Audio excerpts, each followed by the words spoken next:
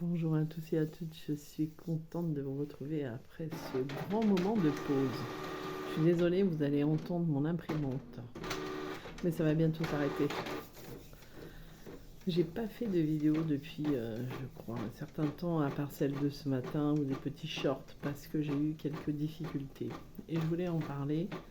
Je ne vous raconterai pas vraiment mes difficultés, mais je voulais en parler avec vous parce que je sais que ça se produit aussi pour d'autres personnes. Il y a eu je sais pas si vous m'entendez bien, mais je peux pas l'arrêter. Il y a eu une accélération des événements qui se sont produits il y a maintenant quelques semaines, non quelques mois. Attendez, je vais essayer d'arrêter ça. Voilà, c'est parfait. Je pouvais pas l'arrêter, j'ai dû attendre que ça se termine. Oui. Oh, excusez-moi. Je vais y arriver. Et du coup, je disais, donc je trouve qu'il y a des choses qui se sont accélérées depuis plusieurs mois maintenant, avec des affaires peut-être qui étaient en suspens depuis très longtemps. Mais ce qui m'interpelle surtout, c'est qu'il y a beaucoup d'affaires qui ne me concernaient pas spécialement. Je vais essayer de vous expliquer un peu des choses comme ça, enfin, vous donner des exemples de situations. En tout cas, c'est vrai que depuis quelques mois, il y a eu une accélération des événements qui fait que j'ai été très perturbée, très occupée, beaucoup, à faire énormément de papiers. Ça avait commencé d'ailleurs au mois d'août, quand j'ai eu ce malaise où j'ai fini à l'hôpital. Et derrière, en fait, tout s'est enchaîné avec des affaires administratives qui n'en finissaient plus. Et qui ne sont toujours pas finies, bien évidemment, parce que c'est très long à faire. Ça, il y avait déjà, par rapport à mon ex-mari, où ben, c'est des problèmes de jugement, où il faut retourner faire encore un jugement et c'est très fatigant. Ensuite, il y a eu avec mon travail, il y a eu aussi avec ce qui en résulte justement de mon accident du travail. Il y a eu aussi avec ma fille qui a été diagnostiquée TDAH. Ça a amené en fait beaucoup de choses à faire. Et en fait, je pensais que la plupart des choses tous ces dossiers pouvaient être terminés. Je me disais, bon, bah, ça va prendre du temps, donc bon, bah, 2026, voilà. Et en fait, pas du tout. Parce que l'univers est bien intervenu pour que tout se termine avant fin décembre. Et c'est assez marrant parce que ça m'avait perturbé d'ailleurs que ça dépasse fin décembre. Je vais vous donner un exemple, par exemple avec mon travail. Je ne peux pas expliquer ce qui se passe parce que c'est très compliqué, mais en tout cas, j'ai eu un accident au travail au mois de février, ce qui m'a causé des difficultés de santé avec un certain handicap du dos. Et en fait, je me disais, bon ben, j'avais vu avec le médecin de la médecine du travail pour que je sois, parce que je ne peux pas retourner dans ce travail-là, pour que je sois voilà, reconnue avec une certaine... enfin, je ne veux pas trop expliquer, mais bon, vous avez compris. Et du coup, il me disait, ben voilà, l'arrêt doit être prolongé jusqu'au mois de janvier au vu de l'état de ma santé. Et j'ai eu une convocation à la sécurité sociale et qui m'a dit, non. Alors moi déjà, quand il m'avait dit que ça devait être prolongé jusqu'au mois de janvier, j'étais très perturbée parce que quand on est dans cet état-là, avec des souffrances comme celles que j'ai eues, parce que j'ai eu énormément de souffrances que j'ai encore, avec beaucoup de suivis médicaux, avec beaucoup d'examens médicaux, avec l'ostéopathe que je suis obligée d'aller voir quasiment tous les mois, avec aussi le kiné, des séances de kiné que je dois faire plusieurs fois par semaine, c'est déjà très lourd à porter parce que dans la santé, le mal de dos, il est permanent en fait.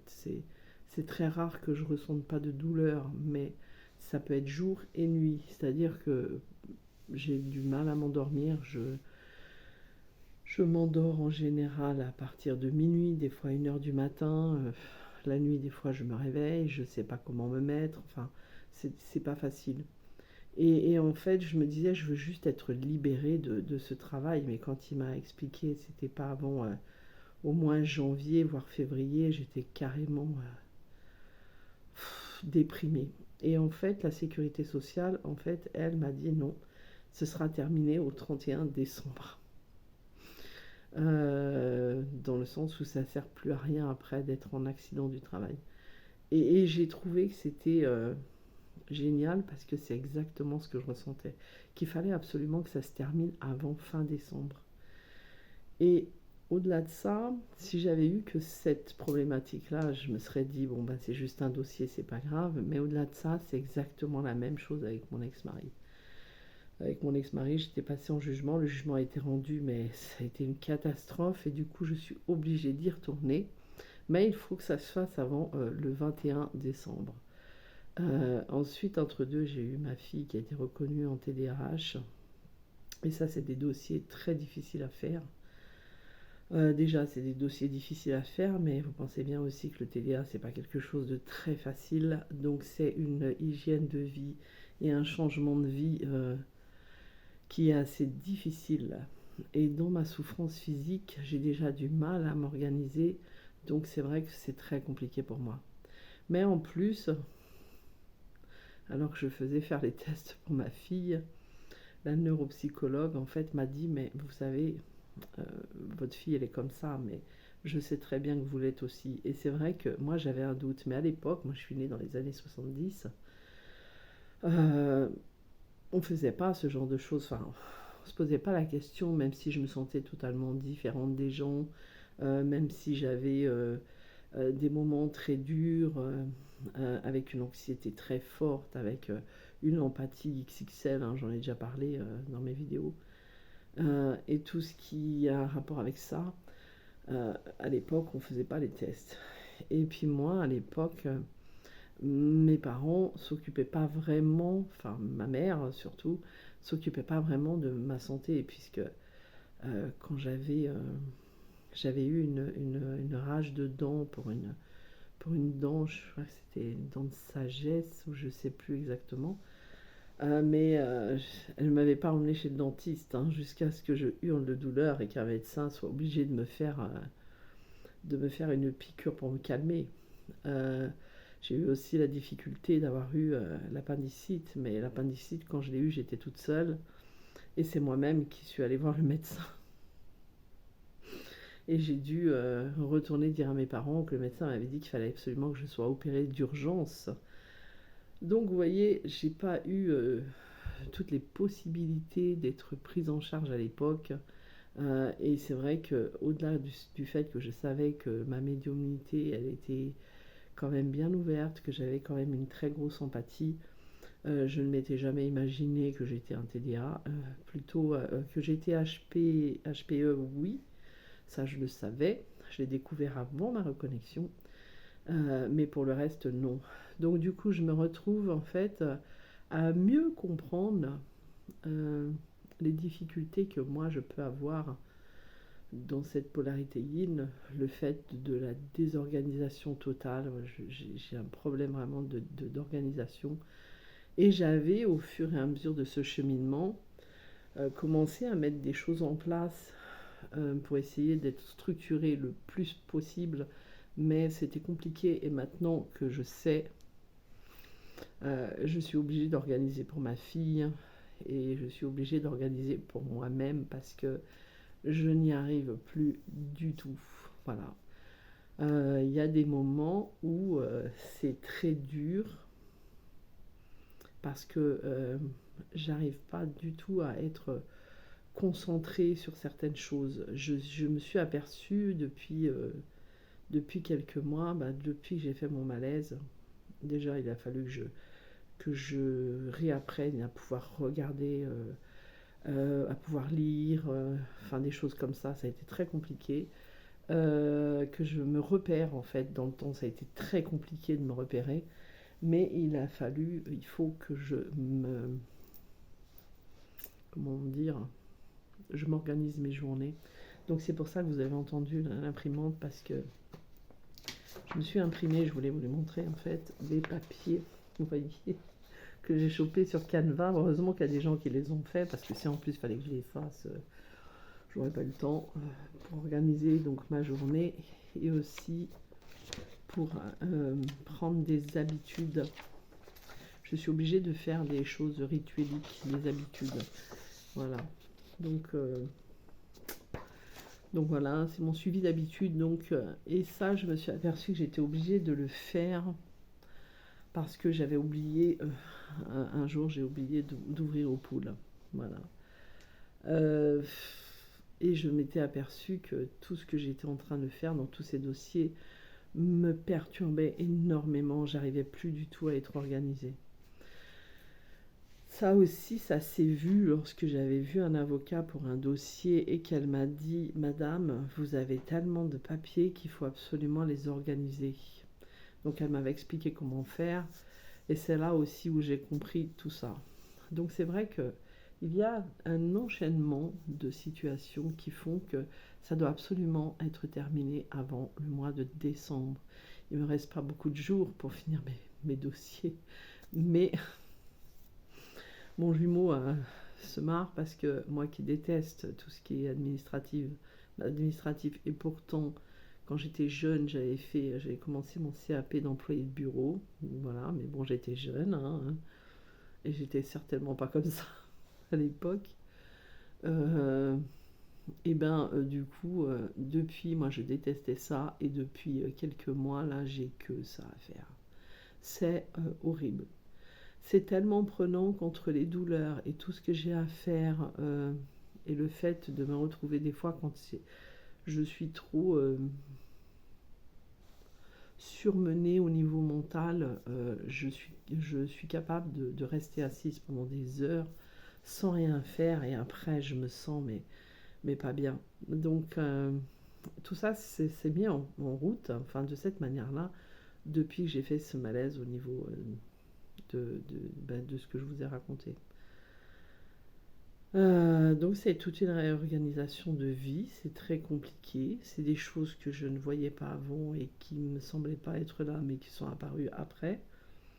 Donc voilà, donc c'est pas simple à faire. C'est pour ça que je ne suis pas très présente, je ne fais pas beaucoup de vidéos, j'essaye de vous faire des fois des shorts pour vous dire je suis encore là, voilà. Mais au niveau de faire des grandes vidéos, j'ai du mal. Pourtant, j'en avais une qui me tenait à cœur à faire, c'était sur les prières. Et il va falloir que je la mette dans mon organisation. Parce que sinon, je sens que je la ferai pas ou très mal. Donc, tout ça, ça s'est mis en place comme ça. Et quand il y a un dossier qui est presque terminé, comme c'est le cas pour moi, parce que j'ai dû faire un dossier de MDPH pour m'aider, mon dossier est presque terminé. J'en ai un autre qui arrive derrière. Ça a été le cas là pour un truc très bête, c'est par rapport à la chaudière, ou ceux qui font la chaudière, enfin l'entretien de la chaudière m'ont cassé ma chaudière. Et du coup, j'ai dû derrière faire un dossier administratif parce que il y avait quand même des soupçons assez importants de se demander si c'était pas fait exprès. Surtout que j'avais vu des avis, mais je les ai vus après. Ouais, parce que moi, ça fait plusieurs années que je suis chez eux, mais ça fait déjà 2 ans que c'est la galère.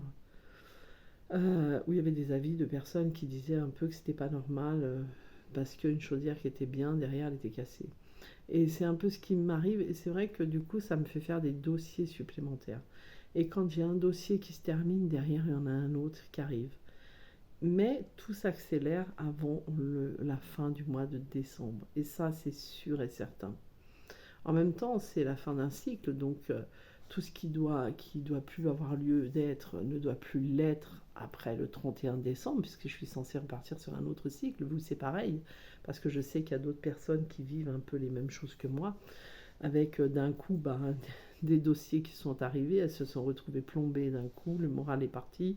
Enfin, alors moi, c'est pas vraiment que le moral il est parti, parce que je garde quand même ma joie, j'ai quand même ma créativité, et voilà, et j'ai cette chance de réussir à remonter vite. Mais au-delà de ça, c'est vrai que c'est quand même des fois fatigant et déprimant. Voilà.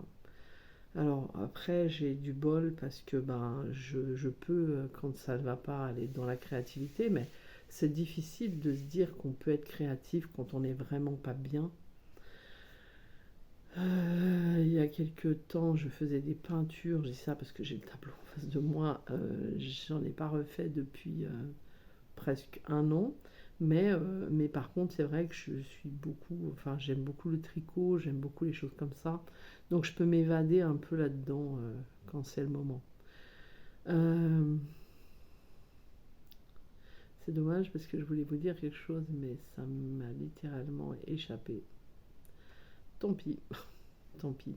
Donc pour certains et certaines qui vivaient les mêmes choses, je voulais faire cette vidéo pour vous montrer évidemment que vous n'êtes pas tout seul. Moi je vous conseille surtout, c'est l'organisation avec des fiches. Bon, celle-là elle n'est pas colorée parce que je voulais pas la colorer, mais tant pis. Mais avec des fiches qui soient joyeuses, et en fait c'est un peu comme si on retournait à l'école. Moi j'aime beaucoup écrire, j'écris énormément, hein. J'écris tout ce que je fais quasiment tous les jours sur un grand grimoire que je lèguerai plus tard, voilà, à ceux qui le veulent. Mes enfants, mes petits-enfants pourront le lire, hein. Je raconte tout ce que je vis, tout ce que je fais, tout ce que je ressens, et je le fais régulièrement, ça me permet aussi de me libérer. Et à part ça, j'ai été obligée aussi de me mettre dans le système des enveloppes budget. Voilà. Parce que je n'arrivais plus du tout à suivre, mais alors plus rien. Et c'est vrai que c'est ce fameux coup que j'ai eu en août, hein, ce fameux,